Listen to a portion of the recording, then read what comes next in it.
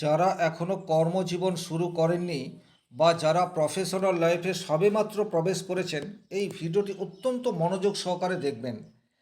এই জাতক এখনও কর্মজীবন শুরু করেননি, কোন কোন পরিস্থিতিতে কর্মজীবনে আপনি চরম লেভেলের সাকসেস পেতে পারেন, হাতের রেখা বা হাতের কম্বিনেশন কী ধরনের থাকলে কর্মজীবনে চরম অস্বস্তি বা প্রফেশনাল লাইফে আপস অ্যান্ড ডাউন ভীষণ রকম থাকবে, এই বিষয়টি মূলত এই ভিডিওতে কমপ্লিট অ্যানালাইসিস করার চেষ্টা করব। নমস্কার, আরও একটি নতুন ভিডিওয় আপনাদের স্বাগত জানাই। আমি শ্রী বিশ্বজিৎ। এই জাতকের হাতে এমন কিছু সিম্বল বা হাতের আকৃতি বা গ্রহগত অবস্থান যেরূপ অবস্থায় রয়েছে, তাতে কিন্তু জীবনে এই জাতক পর্যাপ্ত মাত্রায় সাকসেস পাবে। প্রচুর অর্থ এবং লাক্সারি কার এই জাতকের জীবনে আসবে। তাহলে জীবনের কোন কোন ক্ষেত্রে সে এই সুফলগুলি পেতে পারে, এই বিষয়টিও আলোচনা করার চেষ্টা করব। আপনারা কিন্তু নিজের হাতের সাথে মিলিয়ে দেখতে থাকবেন।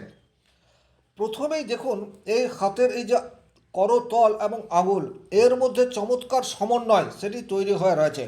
রেখার অবস্থা সেটাকে কিন্তু আমরা একটু পরে আলোচনার মধ্যে আনব। প্রথমে রেখা নয়, কারণ একই রেখা আমাকে আপনাকে একই রকম পরিণাম দেয় না, রেজাল্টের মধ্যে কিছু তারতম্য ঘটিয়ে দেয়। আর এই যে রেজাল্টের মধ্যে কিছু তারতম্য চলে আসে বা পার্থক্য চলে আসে, সেটার মূল কারণ হচ্ছে হাতের আকৃতি, হাতের রং, হাতের কালার।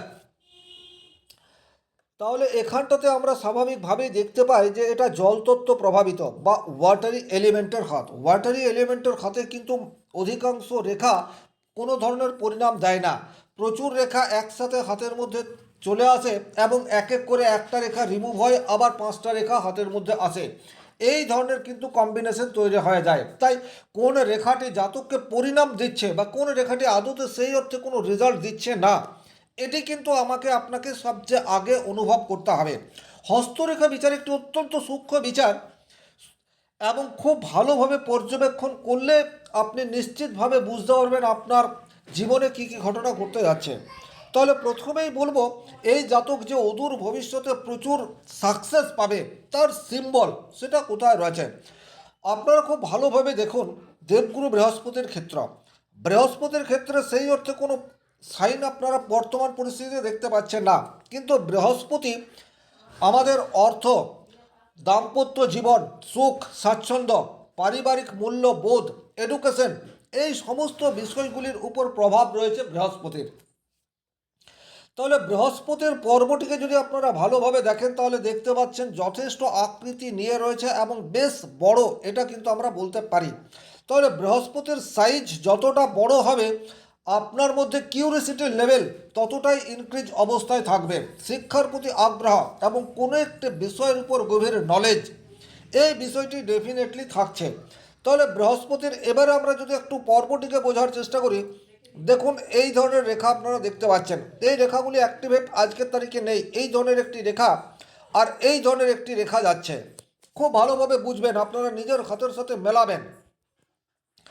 বৃহস্পতির পর্বে এই ধরনের রেখা খুব অল্প বয়সে কেরিয়ার শুরু, এই বিষয়টিকে দেয়। এবং যখন এটি শনির দিকে এইভাবে একটি শাখা রেখা যাবে, তখন কর্মক্ষেত্রে পেশেন্স বা ধৈর্য, এই বিষয়টিকে কিন্তু বোঝাবে। তাহলে শনির দিকে যে লাইনটি চলে যাচ্ছে, সেটি কিন্তু কর্মের প্রতি ডেডিকেশন, এই বিষয়টিকে ইন্ডিকেট করে। এখন প্রথম কর্মজীবনে প্রত্যেক মানুষেরই কিছু না কিছু প্রবলেম, সমস্যা, প্রতিবন্ধকতা, বাধা, বিপত্তি, এটা ডেফিনেটলি আসবেই। কিন্তু পরিস্থিতি যতই বিপরীত হোক না কেন, সেই বিপরীত পরিস্থিতিতে নিজের কাজকে 100% ঠিকঠাক করার জন্য এই রেখাটি ভীষণ রকম গুরুত্বপূর্ণ। তাহলে বৃহস্পতির মূল পর্ব থেকে আমরা এই যে রেখাটি দেখতে পাচ্ছি, এই রেখাটি খুব হালকা অবস্থায় রয়েছে। আপনার যদি এই রেখাটি অত্যন্ত গভীর এবং স্পষ্ট থাকে, সেক্ষেত্রে আপনার দায়িত্ব বোধ সেটা যে পর্যাপ্ত মাত্রায় রয়েছে, এ বিষয়ে কোনোরূপ ডাউট নেই। আর যেহেতু এই জাতক এখনও তার পেশাগত জীবনে প্রবেশ করেনি, এখনও এডুকেশনের মধ্যেই রয়েছে এবং এডুকেশনের ক্ষেত্রে এই জাতক যথেষ্ট বুদ্ধিমান বা এই জাতকের রেজাল্ট সেটি যথেষ্টই ভালো, এ বিষয়ে কিন্তু কোনোরূপ ডাউট নেই।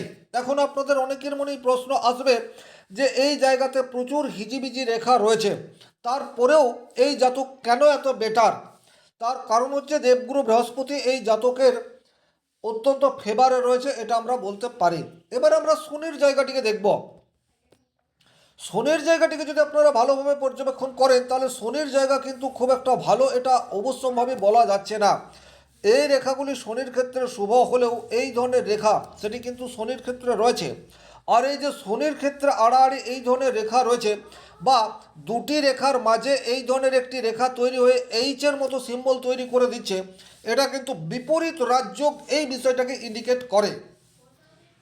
বিপরীত রাজযোগ কথাটি শুনে আপনারা বুঝতে পারছেন যে প্রথমে পরিস্থিতি নেগেটিভ থাকবে, তারপর আস্তে আস্তে পজিটিভের দিকে যাবে। তাহলে এই জাতকের ক্ষেত্রে কর্মপ্রাপ্তের ক্ষেত্রে কিন্তু শুরুতে প্রচণ্ড স্ট্রাগল এই বিষয়টি আসবে, কিন্তু একবার কর্মপ্রাপ্তি হয়ে গেলে তখন কিন্তু ডেফিনেটলি নিজের যে দায়িত্ব নিজের কর্তব্য সেটা কিন্তু 100% মেলে ধরতে পারবে বা নিজের মধ্যে যে ট্যালেন্ট রয়েছে সেই ট্যালেন্টকে যথাযথভাবে কাজে লাগাতে পারবে, এ বিষয়ে কিন্তু কোনোরূপ ডাউট নেই।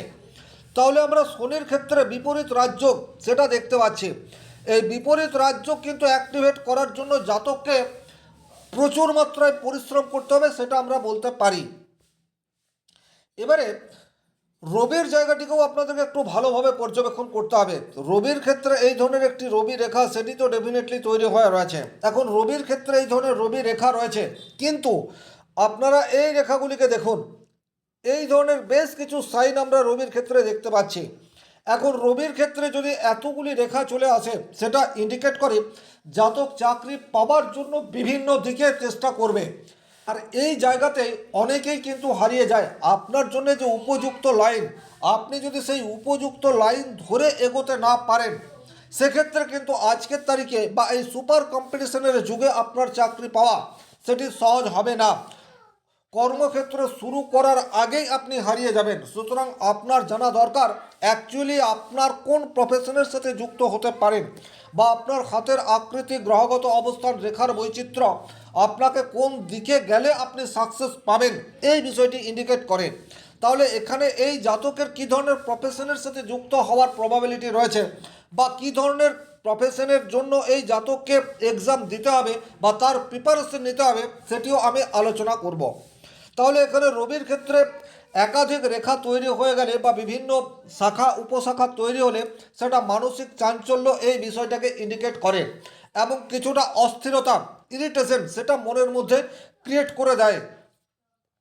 যদি আমরা বুধের জায়গাটিকে একটু ভালোভাবে পর্যবেক্ষণ করার চেষ্টা করি, এই জাতকের বুধ যথেষ্ট শক্তিশালী এবং বুধ পর্বেও যদি আপনারা দেখেন সেক্ষেত্রেও কিন্তু এই ধরনের কিছু রেখা আপনারা দেখতে পাচ্ছেন। তবে এখানে একটা কথা বলবো, চন্দ্রের পর সবচেয়ে দ্রুতগামী প্ল্যানেট হচ্ছে বুধ, যে 18 দিন পর পর মোটামুটি একটা রাশি থেকে অন্য রাশিতে শিফট করে যায়। সুতরাং বুধের ক্ষেত্রে যে রেখাগুলি আপনারা আজকে দেখতে পাচ্ছেন, হতেই পারে 2 মাস 4 মাস পর কিন্তু সেই রেখাগুলি আর সেই রূপ থাকছে না। তাহলে বুধ পর্বকে বিচার বিশ্লেষণ করার জন্য রেখা নয়, বুধের পর্ব এবং বুধের আঙুল, বুধের আঙুলের দৈর্ঘ্য এই বিষয়গুলিকে কিন্তু অধিক গুরুত্ব দিতে হবে। তাহলে বুধের ক্ষেত্র এখানে মোটামুটি স্বাভাবিক অবস্থায় আছে এটা আমরা বলতে পারি। আর যেহেতু চাকরির জন্য একটা কমিউনিকেশন দরকার, উপযুক্ত সময়ে সঠিক সংবাদ সেটা যেন জাতকের কাছে আসে, অর্থাৎ কোন সময়ে কী ধরনের ভ্যাকেন্সি আসছে এবং সেই ভ্যাকেন্সিকে ফুলফিল করার জন্য কী ধরনের প্রিপারেশন প্রয়োজন সেটা যত আগাম জানতে পারবে তত বেশি বেটার। যারা আজকের তারিখে চাকরি পাচ্ছে না, কর্মপ্রাপ্তির জন্য চেষ্টা করছেন তাদের জন্য বিশেষ করে। তাহলে এখানে আমরা ডেফিনেটলি বলতে পারি সেই জায়গায় এই জাতক অন্যান্য মানুষের চেয়ে বেশ কিছুটা এগিয়ে রয়েছে। এবার আমরা মঙ্গলের জায়গাটিকে দেখব। মঙ্গলের জায়গাটিকে যদি আপনারা একটু ভালোভাবে পর্যবেক্ষণ করেন তাহলে এই ধরনের একটি রেখা সেটি কিন্তু মঙ্গল ক্ষেত্রে রয়েছে এবং জাতকের যে মূল মস্তিষ্ক রেখা বা ব্রেন লাইন তার শেষ অংশে এই ধরনের একটি আইল্যান্ড বা জব চিহ্ন তৈরি হয়ে রয়েছে। এই জব চিহ্ন কিন্তু মোস্টলি নেগেটিভ, এ বিষয়ে কিন্তু কোনোরূপ ডাউট নেই, এটা অশুভ ফল প্রদান করে। শিরোরেখায় যদি এই ধরনের জব চিহ্ন তৈরি হয়ে যায় সেটি কিন্তু নিজের বুদ্ধিমত্তাকে যথাযথভাবে ইমপ্লিমেন্টেশন করতে পারছে না বা নিজের প্রতি বিশ্বাস এটা ধরে রাখতে পারছে না, এই বিষয়টাকে ইন্ডিকেট করে।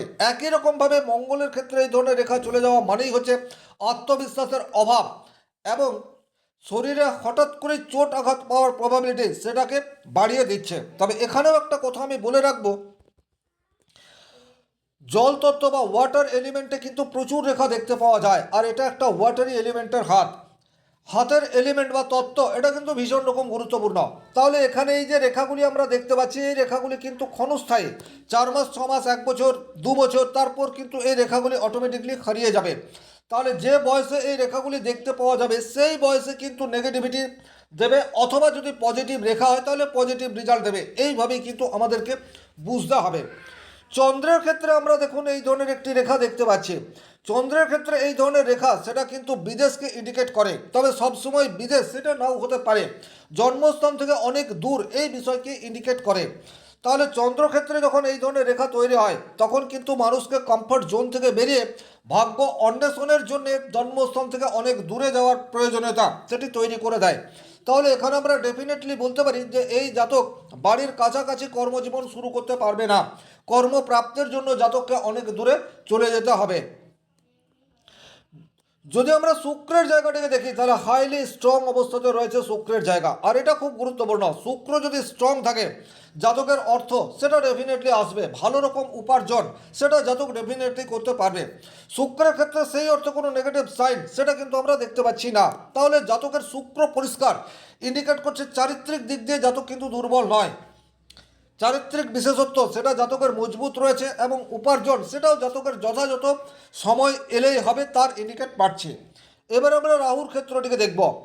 রাহুর এই জায়গাটি অপেক্ষাকৃত একটু নিচস্থ, আপনারা দেখলেই বুঝতে পারছেন। রাহু যদি নিচস্থ থাকে সেক্ষেত্রে কিন্তু সেলফ কনফিডেন্সের অভাব সেটা তৈরি করে দেয়, মানসিক চাঞ্চল্য সেটা তৈরি করে দেয়, এক জায়গাতে লক্ষ্য স্থির করার ক্ষেত্রে প্রতিবন্ধকতা সেটা তৈরি করে দেয়, মনের মধ্যে কিছুটা ভয় ইলুশন সেটা ক্রিয়েট করে। তাহলে এই সমস্ত কিছু কিন্তু এই জাতকের মধ্যে আসছে। এবারে যদি আমরা হাতের রেখাগুলিকে একটু বোঝার চেষ্টা করি তাহলে বেশ কিছু পজিটিভ সাইন, এই রেখাগুলি যেগুলিকে ঊর্ধ্বমুখী দেখতে পাচ্ছেন এই রেখাগুলি কিন্তু যথেষ্টই পজিটিভ লাইন। তাহলে হাতের মধ্যে বেশ কিছু শুভ রেখা, শুভ সংকেত সেগুলি আমরা দেখতে পাচ্ছি। এখন এতক্ষণ পর্যন্ত যারা ভিডিওটি দেখলেন আপনাদের মনের মধ্যে প্রশ্ন আসছেই যে এই জাতক প্রচুর অর্থ উপার্জন করবে, ভালো কেরিয়ার হবে, সেটা কোন দিকে।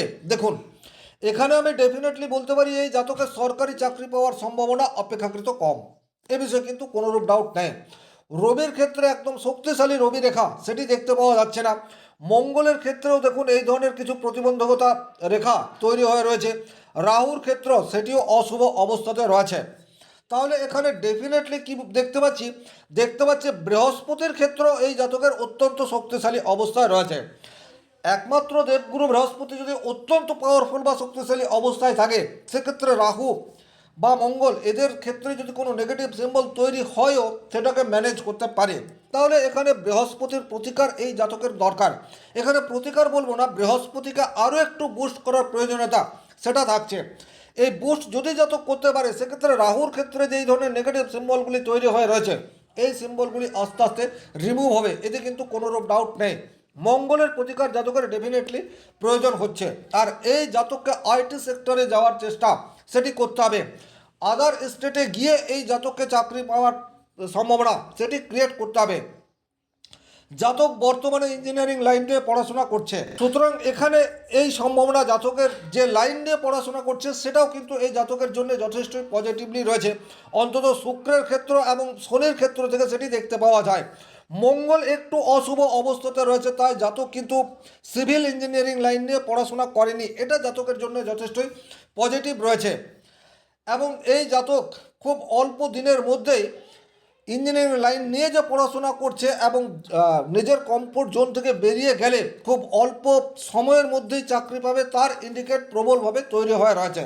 তবে এই জাতক ব্যাংকিং সেক্টরের জন্যও প্রিপারেশন নিচ্ছেন, কিন্তু ব্যাংকিং সেক্টরে চাকরি পাওয়ার সম্ভাবনা জাতকের একটু হলেও কম।